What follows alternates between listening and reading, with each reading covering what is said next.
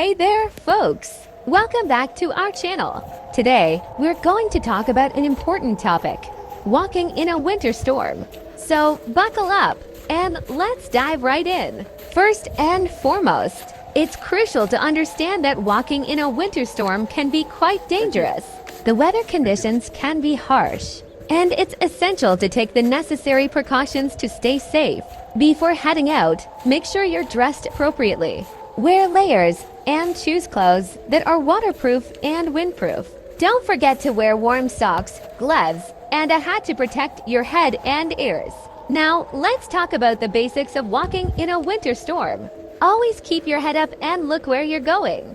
Be aware of your surroundings and watch out for any potential hazards, such as ice patches or snowdrifts. It's important to maintain a steady pace and keep your balance. Don't rush and try to avoid any sudden movements. If you start to slip, don't panic. Try to regain your footing slowly and carefully. If you're walking on a snow-covered surface, be mindful of your footing.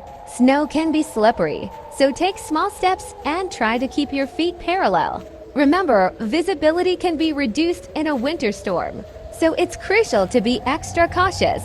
Use your peripheral vision and keep an eye out for any potential hazards. If you're walking in a group, make sure you stay close together. This will help you stay warm and provide additional support if someone slips or falls. In conclusion, walking in a winter storm can be challenging, but with the right preparation and precautions, you can stay safe and enjoy the experience.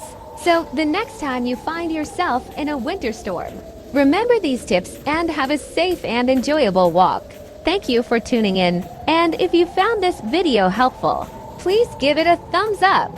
And don't forget to subscribe to our channel for more informative and entertaining content. Stay safe and see you in the next video.